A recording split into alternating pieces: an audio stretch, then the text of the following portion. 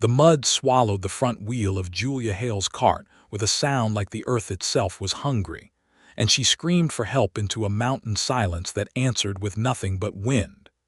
It was the spring of 1884, in the high valleys below the Bitterroot Mountains of Montana Territory, when the snowmelt turned every trail into a river of clay and every low place into a trap.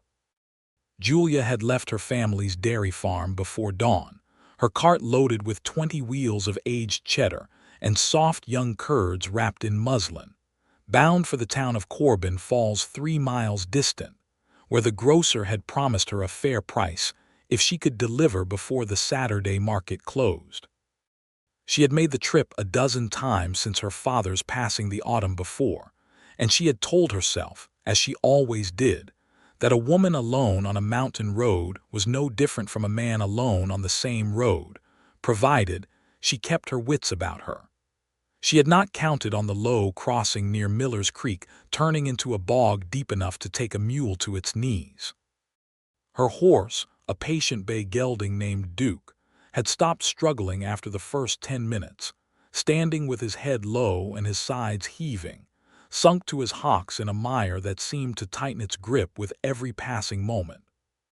The cart behind him had listed hard to the left, one wheel buried past its hub, and Julia could feel the whole rig settling lower even as she stood knee-deep beside it, her skirts soaked through and heavy as lead, trying uselessly to push a plank beneath the wheel.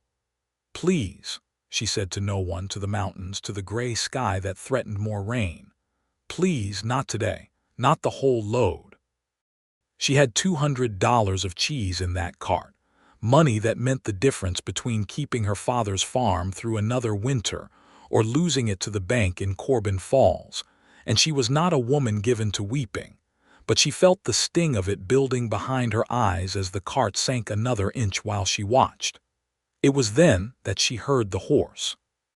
Not her own, which stood trembling and defeated in the mud, but another, larger animal moving through the timber above the trail, with the unhurried confidence of something that had never once been stuck in its life. She turned, wiping mud from her hands onto her already ruined skirt, and saw him come down through the lodgepole pines on a big, raw-boned buckskin horse, a rifle across his saddle and a coil of rope at his hip. And her first thought, foolish as it was in that moment of crisis, was that she had never in her life seen a man built quite like that. He was broad enough through the shoulders that his buckskin jacket seemed to strain at the seams, and his forearms, bared where he had rolled his sleeves against the mild spring air, corded with muscle as he reined in his horse at the edge of the bog. His hair was dark and long enough to brush his collar, tied back loosely with a leather thong, and a few days of beard shadowed a jaw that looked as though it had been carved rather than grown. He looked, Julia thought, like something that belonged to the mountains themselves, as much a part of the granite and timber as the peaks rising behind him. "You are stuck," he said, and there was no mockery in it, only a plain assessment of fact, delivered in a voice low and rough as gravel underfoot. "I had noticed," Julia said, and heard the edge of hysteria creeping into her own words and hated it. He swung down from his horse without hurry, though his eyes moved quickly over the scene, the sunk wheel, the trembling gelding, the tilt of the cart that suggested it would not take much more before the whole thing rolled and spilled her cheese into the mud beyond saving. He crossed to the edge of the bog and crouched, studying the wheel, and Julia found herself studying him instead, the way his jacket pulled taut across his back as he leaned forward. "Name's Grant Holloway," he said, not looking up. "I have got a place up the ridge there, trap in winter, run a few head of cattle in summer. Heard you hollering from half a mile off." "Julia Hale," she answered. "My father's farm is 2 miles east of here, on the Corbin Falls Road. This is my cheese, Mr. Holloway, all of it. If I lose this load, I do not know how I will pay what I owe by autumn." Something shifted in his face at that, some flicker of understanding that told her he knew exactly what it meant to owe money on land that the mountains made hard enough to keep even without a debt hanging over it. "We are not going to lose it," he said, and stood, and began unbuttoning his jacket. "Mr. Holloway, That mud will take a man down as quick as it took my wheel." "It will not take me," he said, and there was no boast in it, only certainty, the kind of certainty that came from a man who had tested his own strength against the world enough times to know its true measure. He tossed the jacket over his saddle horn, and beneath his shirt, damp now with the day's ride, Julia could see the shape of him, shoulders like a blacksmith's, a chest and arms built by years of swinging an axe and hauling traps and wrestling stubborn cattle out of worse bogs than this one. He waded in without hesitation, the mud climbing past his knees, and made his way to the buried wheel with the deliberate care of a man who understood the ground could shift beneath him at any moment. He crouched, running his hands along the rim, feeling for purchase, and then he set his shoulder against the side of the cart and drove his boots down into whatever solid ground lay beneath the mire. "Get your horse moving when I say," he told her, his voice tight now with effort though he had not yet begun to pull. "Not before, not after, when I say." Julia scrambled up onto the seat and took the reins, her heart pounding not only with fear for her cheese but with something else entirely, some current of feeling she could not name as she watched him settle himself against the wheel. "Now," Grant said, and the word came out of him like a shot. Julia snapped the reins and called to Duke, and the gelding, startled into motion, threw his weight forward against the traces. At the same instant, Grant Holloway put his shoulder and his arms and the whole considerable strength of his body against that buried wheel, and Julia heard a sound she would remember for the rest of her life, a low groan of effort torn from deep in his chest, more animal than human, and beneath it the wet sucking protest of the mud as it fought to keep what it had taken. The wheel did not move, not at first. For 3 long seconds nothing happened at all except the horse straining and the man straining and the mud holding fast, and Julia felt her hope drain away like water through her fingers. Then, with a crack like a rifle shot, the wheel broke free. The cart lurched forward so suddenly that Julia nearly lost her seat, and Grant Holloway stumbled backward with the sudden release, catching himself before he went full length into the bog, mud to his thighs and streaked up his shirt where he had thrown himself against the wood. Duke, given his head at last, pulled the cart the final 10 feet onto solid ground with the relief of an animal glad to be done with a bad business, and Julia hauled back on the reins and set the brake with hands that shook. For a moment neither of them spoke. Grant stood in the last shallow edge of the mud, chest heaving, mud dripping from his forearms, and looked at the cart sitting safe and upright on firm earth, and something like satisfaction crossed his face. "Well," he said, "that is not something I do every day." Julia climbed down from the seat, her legs unsteady beneath her, and before she quite knew what she meant to do, she had crossed to where he stood and taken his mud-caked hand in both of hers. "You have saved my whole living, Mr. Holloway," she said. "I do not know how to thank you for it." His hand was enormous around hers, rough with calluses, warm despite the cold mud, and he looked down at their joined hands with an expression she could not quite read, something between surprise and a kind of quiet wonder, as though it had been a long while since anyone had touched him gently. "No thanks needed," he said. "Any man would have done the same, seeing a lady in trouble." "Not every man could have," Julia said, and meant it, thinking of the storekeepers and farmers of Corbin Falls, decent enough men most of them, but not one among them built like the man standing before her now, streaked in mud to his shoulders and looking, despite it all, entirely unbothered.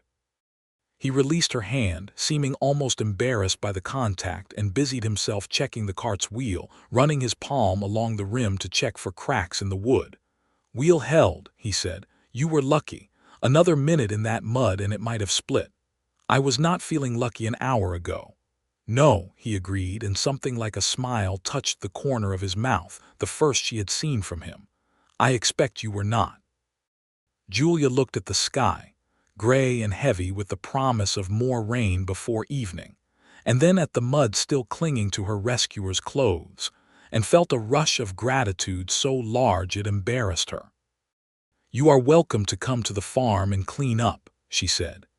"It is closer than wherever you are bound, And my mother, God rest her, would never forgive me if I let a man who saved my cart ride off covered in mud without so much as a cup of coffee." Grant hesitated, and for a moment Julia thought he might refuse, might be the kind of solitary man who preferred the company of mountains to the company of people, the kind she had heard stories of, trappers who went years without speaking to another soul by choice. "I would not want to trouble you," he said. "It is no trouble. It is the least I can offer."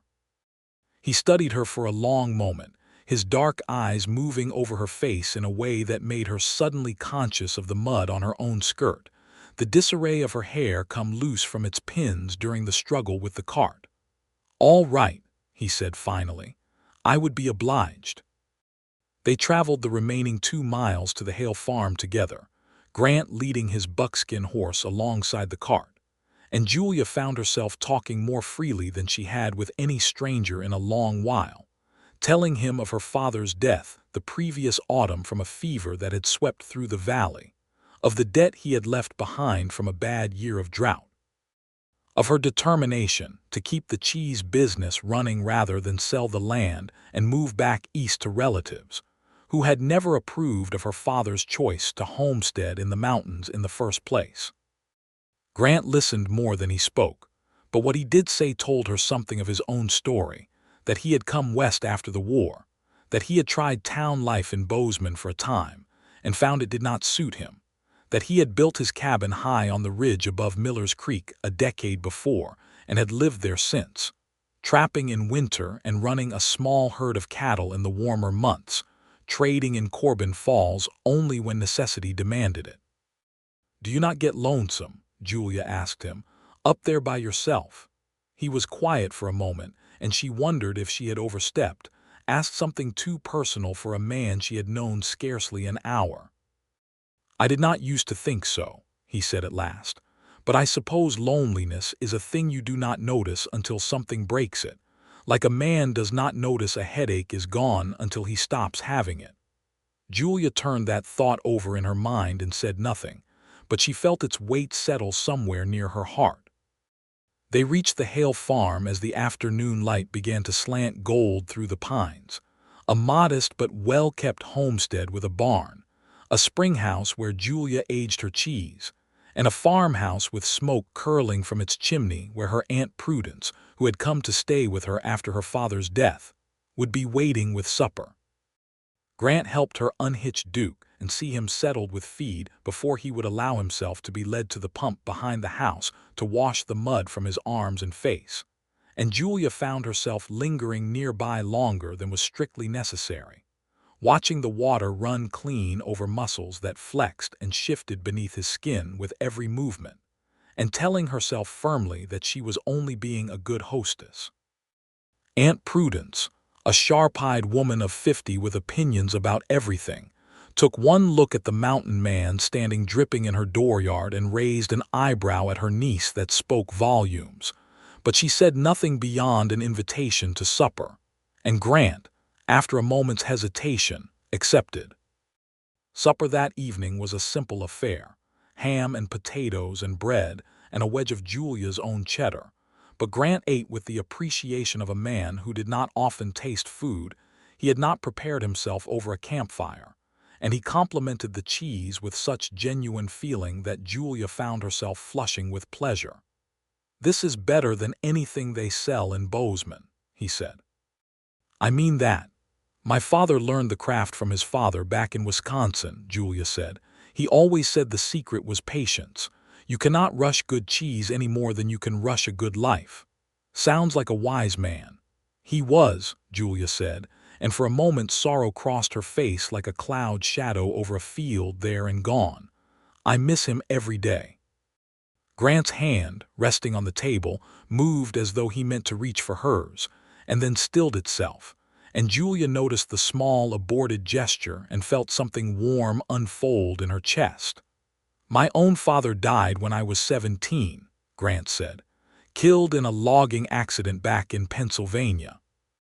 It is a particular kind of hurt, losing the one who taught you how to be in the world. I do not think it ever fully heals. You just learn to carry it different." Aunt Prudence, who had been watching this exchange with the sharp attention of a woman who missed very little, cleared her throat and asked Grant about his cattle, and the conversation moved to safer ground. But Julia noticed that throughout the rest of the meal, Grant's eyes returned to her again and again, as though he could not quite help himself, and she found that she did not mind it in the least. When the meal was finished and the dishes cleared, Grant rose to take his leave, saying he had a fair ride back to his cabin and did not care to be caught on the mountain trails after full dark. "I hope your journey to Corbin Falls tomorrow goes easier than today's," he said, standing in the dooryard with his horse's reins in hand, the last light fading purple behind the peaks. "Thanks to you, I believe it will," Julia said. "The road should be dry enough by the creek crossing come morning, and I have lost no cheese, thanks to your bare hands and your bothering to stop for a stranger's trouble." "Was not any trouble at all," Grant said, and then with a hesitation that seemed foreign to a man of his obvious physical confidence, he added, "I come down to Corbin Falls most Saturdays myself for supplies. I do not suppose I might call on you there tomorrow, see how your business went." Julia felt her heart lift in a way that startled her with its suddenness. "I would like that very much, Mr. Holloway." "Grant," he said, "please." "Grant," she repeated, and the name felt warm in her mouth. "Then you must call me Julia." He smiled at that, a full smile this time that transformed his weathered face entirely, softening the hard lines of it, and Julia thought that she could quite easily become accustomed to being the cause of such a smile. He rode off into the deepening dusk, and Julia stood in the dooryard long after he had disappeared into the trees, listening to the fading sound of his horse's hooves, and feeling, for the first time since her father's death, something other than grief and worry settling into the empty spaces of her heart. The next morning dawned clear and bright. The mud along the road to Corbin Falls dried enough by the sun to make the journey easy, and Julia arrived at the town's small market square with her cart of cheese intact and her spirits higher than they had been in months. The grocer, a stout man named Mr. Abernathy, examined her wheels of cheddar with a practiced eye and pronounced them excellent, paying her the full price they had agreed upon, and even adding a small bonus for the quality of the curds. "Your father would be proud, Miss Hale," he said, counting coins into her palm. "This is as fine a cheese as any that comes down from the north." Julia thanked him, tucking the money carefully into the leather purse she kept hidden beneath her cloak, and turned to find Grant Holloway making his way through the market crowd toward her, freshly shaved, his dark hair still damp from washing, wearing a clean shirt that stretched across shoulders that seemed, if anything, even broader in the daylight than they had appeared covered in mud the day before. "You made it then," he said, and there was warmth in his voice that had not been there the day before, or perhaps had been there all along, and Julia had simply been too distracted by mud and panic to notice it. "Thanks to you," she said. "Mr. Abernathy paid full price. I will make my payment to the bank this month with room to spare." "That is good news." "It is the best news I have had in a long while," Julia said, and found herself smiling up at him with an openness that surprised her, given how recently they had met. They walked together through the small market square, Grant matching his long stride to her shorter one with an easy patience, and he told her of his errands, supplies for his cabin, ammunition, a new axe head to replace one worn thin from years of use, and she told him of her plans for the summer, more cheese to age in the spring house, a hope to expand her small herd of dairy cows if the money from this season held out. "You do all that work yourself?" Grant asked. "The milking, the making, the aging, the selling." "My aunt helps with the milking, and a hired boy comes twice a week to help with the heavier work, but yes, mostly myself. It is what my father built, and I mean to keep it going. That is no small thing for one woman to manage." "I am stronger than I look," Julia said, a note of defensiveness creeping into her voice, the accumulated weight of 100 conversations in which men had suggested, gently or otherwise, that she ought to sell the farm and find a husband to manage such things for her. Grant stopped walking and looked at her, really looked at her in a way that made her feel seen rather than judged. "I did not doubt it for a moment," he said. "I have known plenty of men who could not have managed what you have managed since your father passed. I only meant that it is admirable, not that it is beyond you." Julia felt the tension ease from her shoulders, embarrassed now at her own quickness to take offense. "I am sorry. I have grown used to defending myself against assumptions." "I imagine you have," Grant said. "A woman alone, running a farm in this country, must face all manner of foolish opinions." "You have no idea," Julia said, and told him then of the men in town who had suggested she marry to solve her troubles, of the banker who had hinted more than once that her debt might be forgiven under certain arrangements, of the loneliness of proving herself capable to a valley full of people who expected her to fail. Grant listened with a stillness that Julia found she trusted instinctively, and when she had finished, he said only, "Any man who thinks a woman needs rescuing from her own competence is a fool not worth your time." "That is a generous assessment," Julia said, "coming from a man who rescued my cart just yesterday." "That is different," Grant said, a smile touching his mouth again. "Your cart was stuck in mud. You were not. I have never once thought you needed rescuing from anything but bad luck and bad roads." They spent the better part of the afternoon together, wandering the market, sharing a meal of bread and dried meat at a small table outside the general store, and Julia found herself learning more of Grant Holloway with every passing hour. He had fought for the Union in the war's final year, though he spoke little of it beyond acknowledging the fact, and something in the shadow that crossed his face when the subject arose told her the memories there ran deep and painful. He had come west afterward, seeking distance from the noise and grief of the eastern states, and had found in the mountains a kind of peace he had not expected, though he admitted, in a rare moment of openness, that the peace sometimes shaded into isolation. "I built my cabin thinking I wanted to be away from people," he said. "Took me some years to understand there is a difference between solitude and loneliness." "And which is it now?" Julia asked. Grant looked at her for a long moment, his dark eyes searching her face with an intensity that made her breath catch.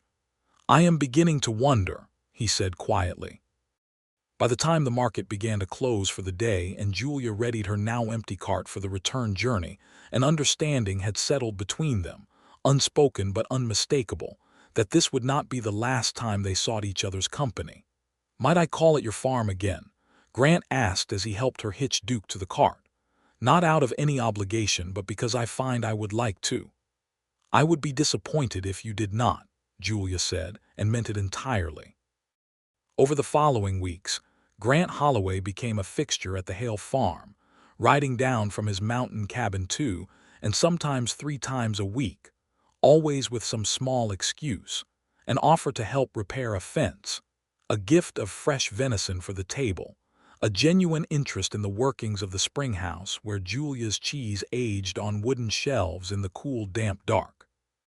Aunt Prudence, initially wary of the mountain man's frequent visits, gradually warmed to him as she observed the genuine respect he showed her niece, the careful way he asked after Julia's opinions rather than assuming his own judgment superior, the evident pleasure he took in simply being useful around a place that had known too little help since Julia's father died. "He is a good man," Prudence said to Julia one evening, watching from the kitchen window as Grant repaired a section of the springhouse roof that had begun to leak, his shirt discarded in the warmth of the June afternoon, his bare back gleaming with sweat as he worked, muscles shifting beneath sun-browned skin with every swing of the hammer. "Though I will say, niece, he is a sight to behold while he works." "Aunt Prudence," Julia said, scandalized and secretly delighted in equal measure. "I am 50 years old, not dead," Prudence said dryly. "I have eyes." Julia found herself watching Grant work with an attention that had nothing to do with the quality of his carpentry, and everything to do with the way physical labor seemed to suit him so entirely. The ease and economy of movement in a man who had spent his whole adult life testing his strength against the demands of mountain living. When he caught her watching, He did not look away or seem embarrassed, but held her gaze with a warmth that made her stomach flutter in a way she had not experienced since she was a much younger woman, before the responsibilities of running a farm had crowded out such foolish feelings. It was on one such visit in the last week of June that Grant finally spoke the words that had been building between them for a month of stolen glances and lingering conversations. They had walked together up to the ridge above the farm, where a stand of aspens gave way to a view of the whole valley spread out below, green and gold in the early evening light, the mountains rising purple and snow-capped in the distance. Julia had brought a basket with bread and cheese and a bottle of her aunt's blackberry wine, and they sat together on a fallen log, watching the light change over the valley as the sun began its slow descent behind the western peaks. "I've been thinking," Grant said, turning a piece of bread over in his large hands without eating it, "about how strange it is, the way a man's whole life can turn on a single afternoon." "How do you mean?" Julia asked. "I mean that a month ago I was a man who had made peace with being alone. I had my cabin, my cattle, my traps, and I told myself that was enough, that I did not need more than the mountains could give me." He paused, and Julia watched a muscle work in his jaw as he searched for words. "Then I heard a woman hollering by Miller's Creek, and I have not had a peaceful thought since." Julia's heart began to pound. "Is that a complaint, Mr. Holloway?" "It is the furthest thing from a complaint," Grant said, and turned to face her fully, his dark eyes holding hers with an intensity that made the evening air feel suddenly close and warm. "Julia, I do not have a smooth way with words. I have spent too many years talking mostly to cattle and horses to have learned the art of courtship. But I know what I feel when I am near you, and I know that feeling has only grown stronger with every week that has passed since I pulled your cart from that mud." "Grant, let me finish," he said gently, "before I lose my courage entirely." He set down the bread and took her hand in both of his, the same hands that had torn her cart free from the earth with such raw strength, now holding her fingers as though they were something infinitely precious and fragile. "I love you, Julia Hale. I did not expect to, and I did not go looking for it, but it has found me all the same, and I do not want to spend one more day pretending otherwise."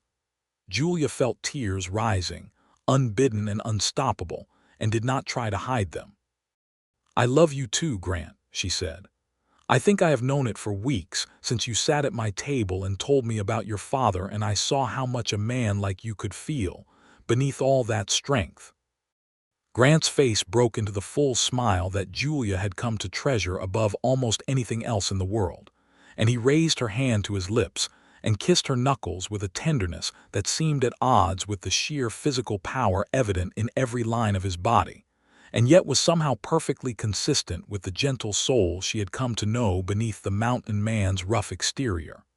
"Then I suppose," he said, "we had better figure out what comes next." What came next, over the following weeks, was a courtship conducted with the particular intensity of two people who had each spent long years believing themselves destined for solitude, and who now found themselves unwilling to waste a single day of the happiness they had discovered together. Grant continued his visits to the farm, though now they walked hand in hand rather than merely side by side, and stole kisses in the shadow of the springhouse when Aunt Prudence's attention was elsewhere, and spoke openly of a future together that neither of them had dared imagine a month before. But even as their love deepened, trouble was building in Corbin Falls that would test both their bond and Julia's hard-won independence. The banker in Corbin Falls, a narrow-faced man named Silas Craddock who held the note on the Hale farm's debt, had for some time nursed ambitions toward Julia that went beyond mere business interest. He was a widower of 45, respectable in the town's eyes despite a reputation for hard dealing, and he had made it known, through careful hints and increasingly less subtle suggestions, that he would look favorably on an arrangement between himself and the young widow's daughter that would see her debt forgiven in exchange for her hand in marriage.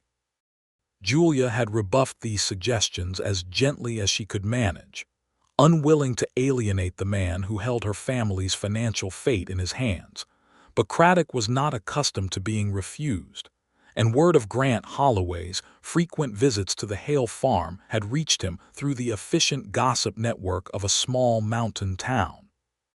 It was on a Saturday in early July, when Julia had come to town to deliver her cheese and make her monthly payment on the farm's debt, that Craddock finally confronted the matter directly. He met her outside his bank, dressed in his customary black suit despite the summer heat, his thin mustache twitching with barely suppressed irritation. "Miss Hale," he said, his voice carrying the false warmth he affected for business dealings. "A word, if you please." Julia, who had learned to be wary of such invitations, nonetheless followed him into the relative privacy of the bank's front office. "Mr. Craddock, I have your payment here, right on schedule." "I am sure you do," Craddock said, waving away the money as though it were of no consequence, though Julia knew perfectly well it was of considerable consequence to a man of his careful habits. "It is not the payment I wish to discuss, Miss Hale, but rather rumors that have reached my ears. Rumors concerning a certain mountain man and the frequency of his visits to your father's farm." Julia felt her spine stiffen. "I do not see how my personal affairs concern the bank, Mr. Craddock." "They concern me," Craddock said, and here the false warmth dropped away entirely, replaced by something colder and more calculating, "because your father's debt was extended on the understanding that the farm would remain a sound investment, properly managed. A woman entangled with some rough trapper, distracted from her business by romantic foolishness, is not the sound investment I extended credit to." "Grant Holloway is not a rough trapper," Julia said, her voice tight with anger. "He is a man of honor and hard work, and my business has never been more sound than it is now, as you well know from my payment history." "Perhaps," Craddock allowed, "though I wonder how sound it will remain once you are Mrs. Holloway, living up some mountain trail with a man who owns nothing but a cabin and a handful of cattle, your father's farm left to fall to ruin or sold off for whatever it will bring. That is not going to happen. Is it not?" Craddock's smile was thin and unpleasant. "I have made you a fair offer before, Miss Hale, and I make it again now, out of what I consider genuine concern for your welfare. Marry me and your debt is forgiven entirely, the farm remains fully yours, your future secured beyond any question. Continue down this path with Holloway, and I cannot promise the bank's continued patience should your circumstances change, should the farm's management suffer for your distraction." Julia stood, gathering her dignity around her like a cloak. "Mr. Craddock, I have made my payment. I have missed no obligation to this bank.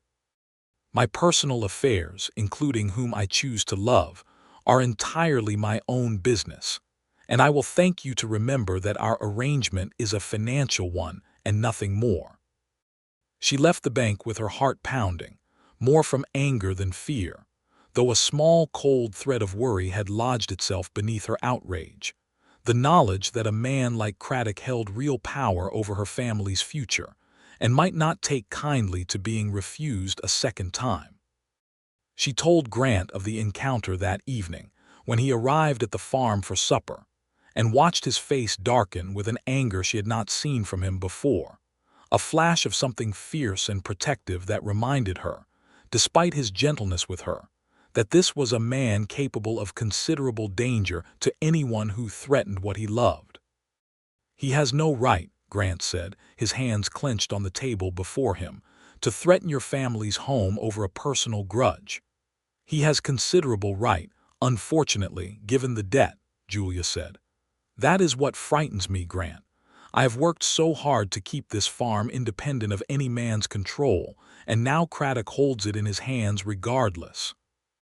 Grant was quiet for a long moment, and Julia watched him work through some private calculation, his jaw tight, before he spoke again. "How much is left owing on the debt?" "Nearly $300, though I have been paying it down steadily since spring." "I have some money saved," Grant said. "Not enough to clear it entirely, not yet, but between what I have and what your cheese business brings in through the rest of the season, we might clear it before winter, put you entirely beyond Craddock's reach." "Grant, I could not ask that of you." "You are not asking," Grant said. "I am offering. There is a difference." He reached across the table and took her hand. "Julia, I meant what I said on the ridge. I love you, and I do not intend to let some small-hearted banker use your father's debt as a weapon against that love. We will clear this debt together, one way or another, and then Craddock will have no more hold over your future than the wind does." Julia felt tears threaten again, as they so often did in this man's presence, though these were tears of gratitude and love rather than grief. "What did I do," she asked, "to deserve finding you?" "You hollered loud enough for a mountain man to hear you from half a mile off," Grant said, a smile breaking through his earlier anger, "and you had a cart worth saving. I would say the deserving runs both ways."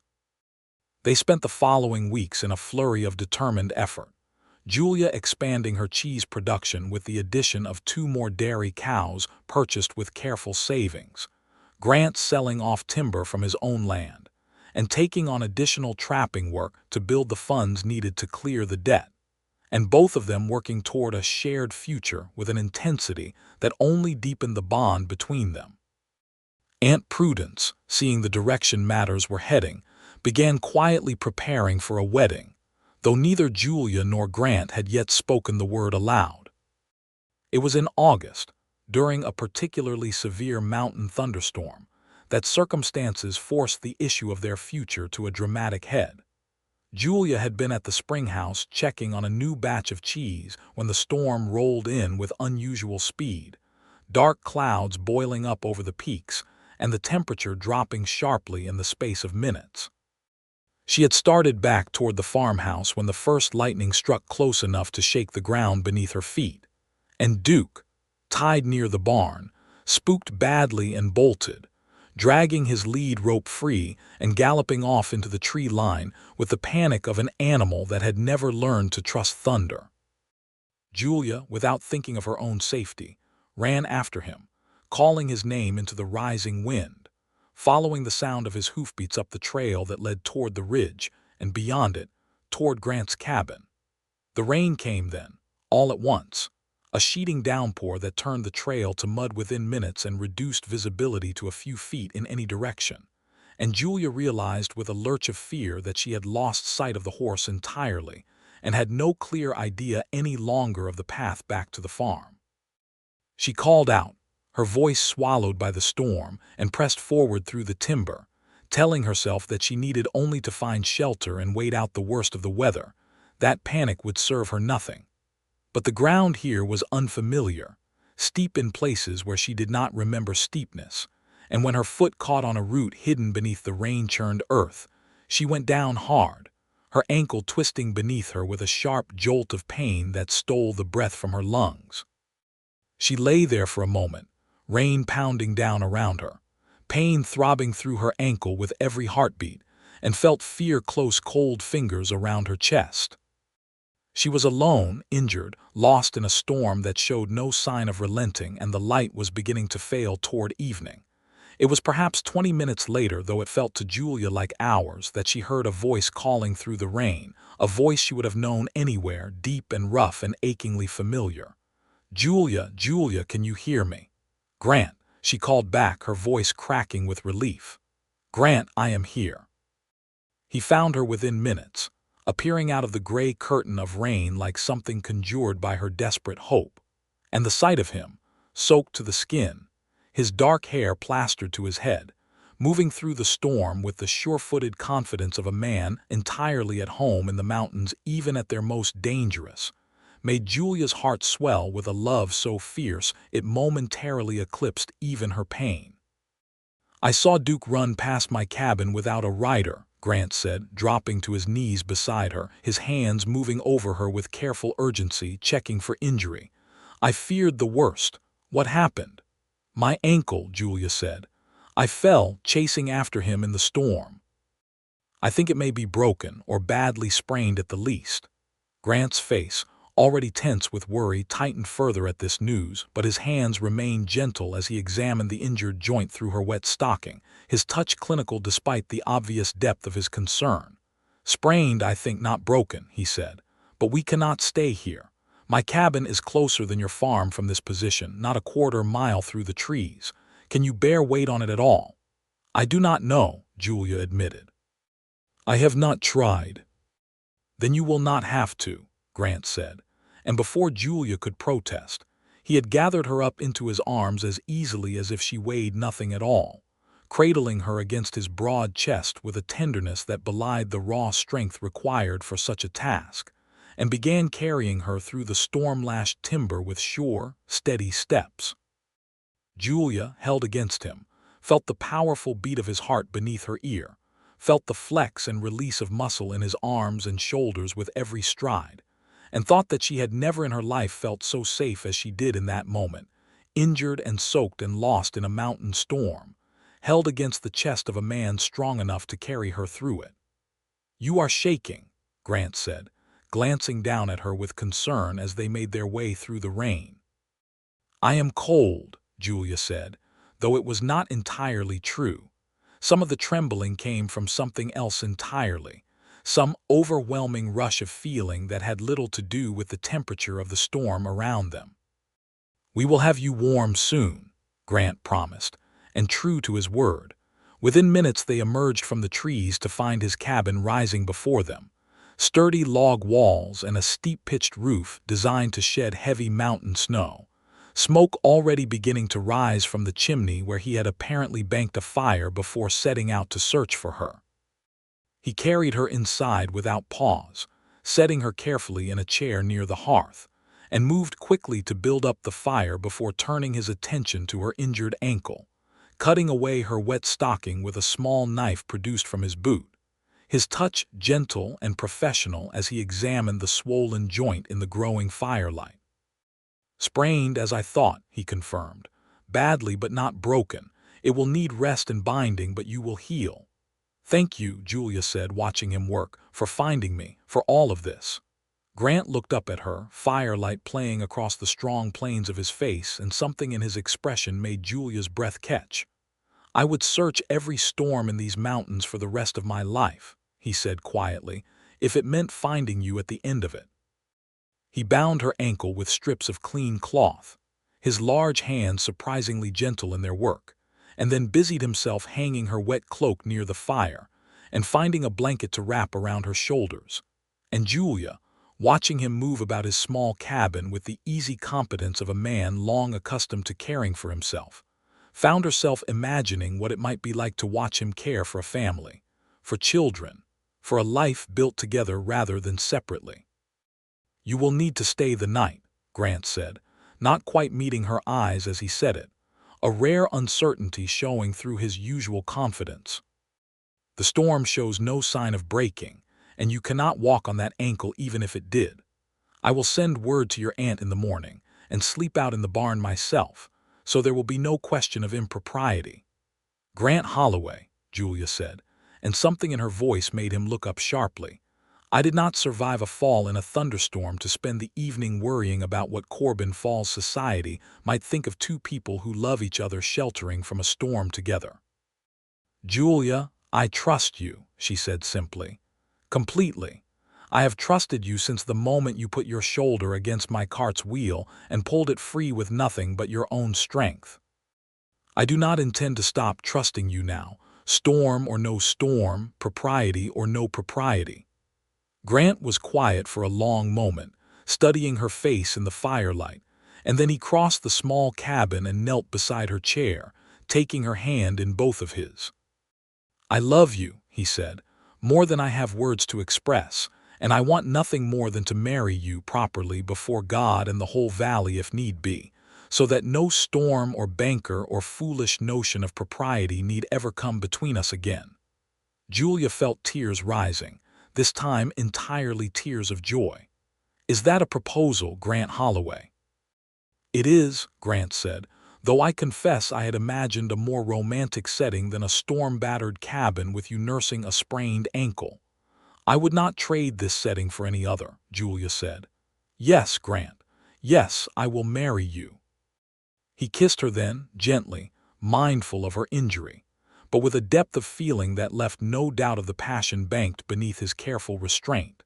And Julia, kissing him back with equal fervor, felt the last of her fears about the future dissolve entirely, replaced by a certainty as solid as the mountains themselves that whatever challenges lay ahead, she would face them with this man beside her.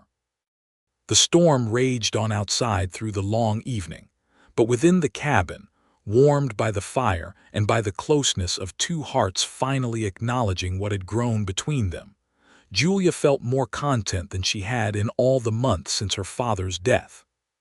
Grant prepared a simple meal, venison stew that he had apparently had simmering before the storm's arrival, and they ate together at his rough wooden table, talking of the future with an openness that felt like the natural continuation of everything that had built between them over the preceding months.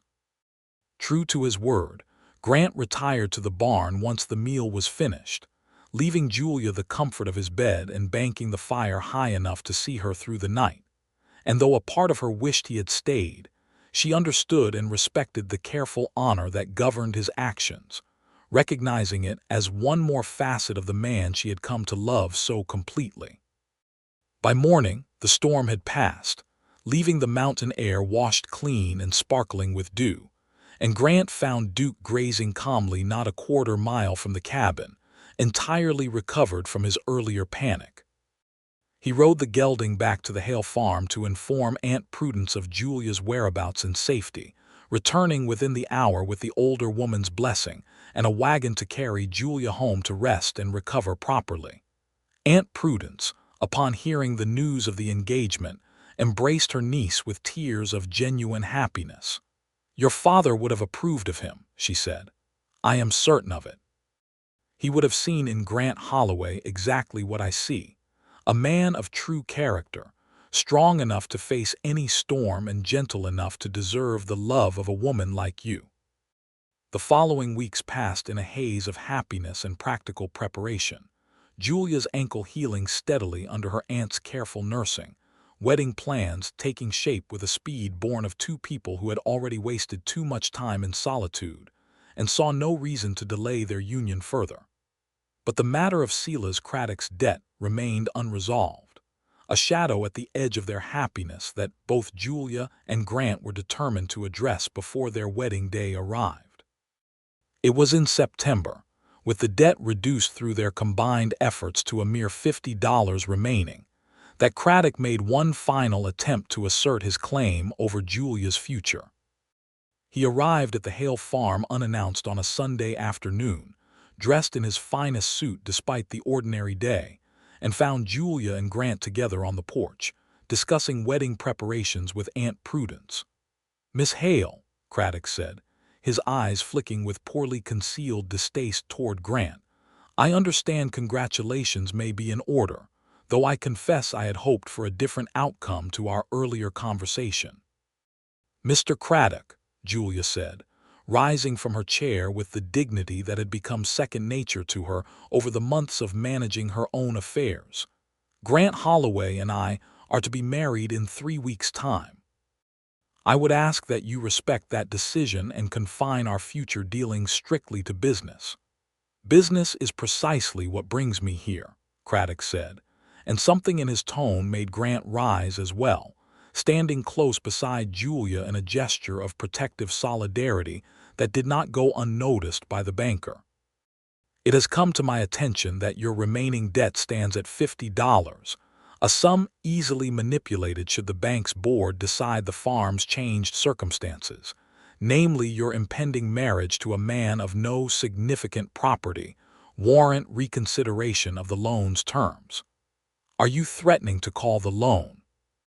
Grant asked, his voice low and dangerous in a way Julia had heard only once before, on the evening Craddock had first threatened her family's future.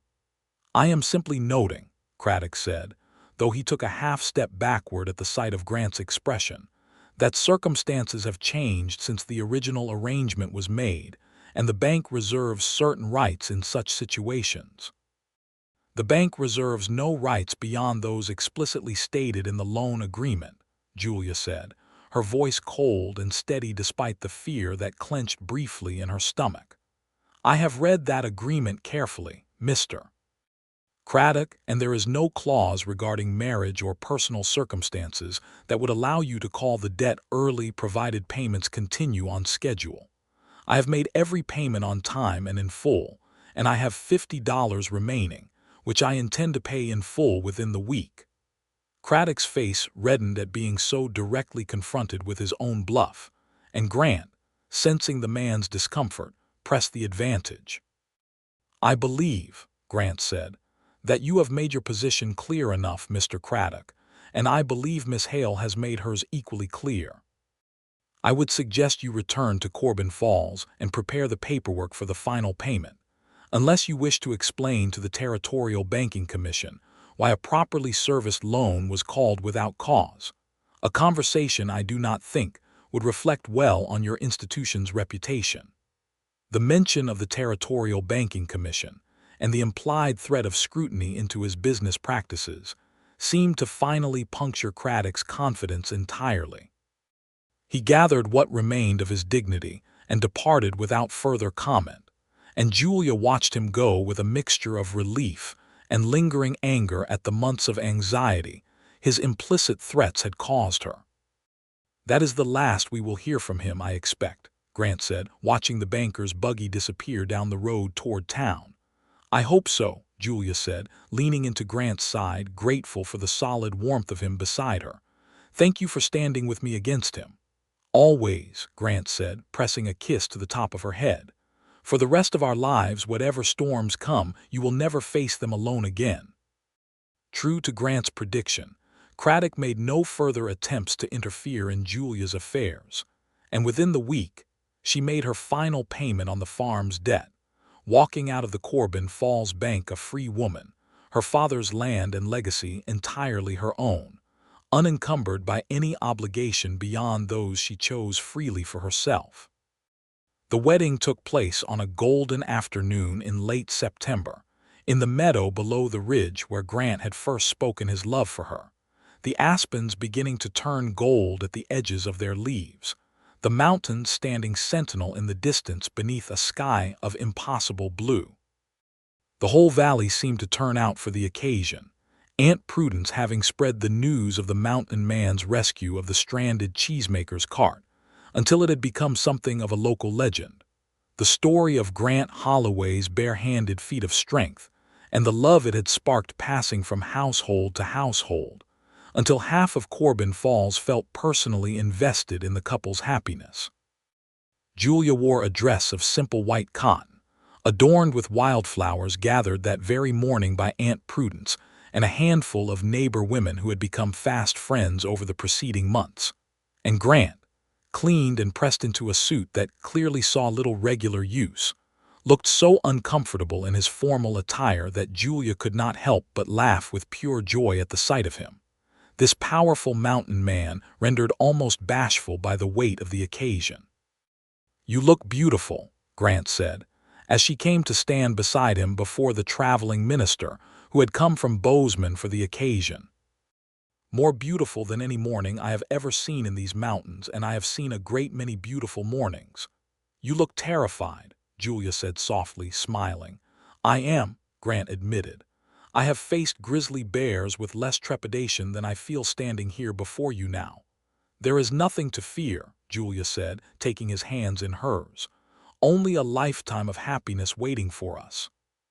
The ceremony was simple but heartfelt, the minister speaking words that Julia would remember for the rest of her life, about love found in unexpected places, about strength that manifested not only in physical power but in tenderness and constancy, about two people who had each faced loss and loneliness and found in each other a reason to hope again. When Grant slipped a simple gold band onto her finger, his large hands trembling slightly with an emotion he made no effort to hide, Julia felt the last remnants of her old grief transform into something new, a foundation of love strong enough to build an entire future upon. They were pronounced husband and wife as the afternoon sun slanted golden through the aspens, and when Grant kissed her, the assembled crowd of neighbors and friends erupted into cheers and applause that echoed off the surrounding peaks, and Julia thought that she had never in her life felt so completely and thoroughly happy. The following spring, they built a new house together on land that combined both the Hale farm and Grant's mountain property, a sturdy structure of hewn logs and honest craftsmanship that reflected both Grant's skill as a builder and Julia's eye for comfortable, welcoming spaces.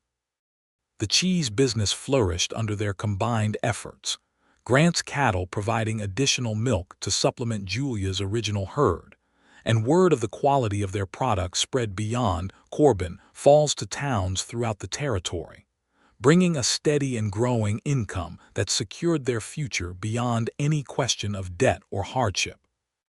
Aunt Prudence remained with them, a beloved fixture of the growing household, her sharp wit and practical wisdom proving invaluable as Julia balanced the demands of the cheese business with the new responsibilities of married life. Grant, for his part, found that the isolation he had once sought in the mountains had given way to something far richer, a life filled with purpose and companionship that he had not known he was missing, until Julia Hale's voice had carried to him across Miller's Creek on that muddy spring afternoon. In the autumn of their second year together, Julia discovered she was expecting a child, and the news filled the household with a joy that seemed to brighten even the shortening days as winter approached. Grant, who had faced grizzly bears and mountain storms with unshakable calm, found himself reduced to a state of anxious tenderness by the prospect of fatherhood, hovering over Julia with a protective concern that both touched and amused her. "You would think," Julia told him one evening, as he fussed over whether she was warm enough by the fire, "that you had never faced anything more dangerous than a woman carrying a child." "I have faced grizzly bears," Grant said seriously, "and mountain lions, and blizzards that would freeze a man solid in an hour. None of them frightened me half so much as the thought of anything happening to you or our child." "Nothing will happen," Julia said, taking his hand and pressing it gently against the growing swell of her belly. "We are both strong, Grant. Stronger, perhaps, than either of us knew before we found each other." Their son was born the following June, a healthy boy with his father's dark hair and his mother's clear gray eyes, whom they named Thomas after Julia's father, a gesture that brought tears to Aunt Prudence's eyes and filled the household with a sense of continuity, of loss transformed into new beginnings.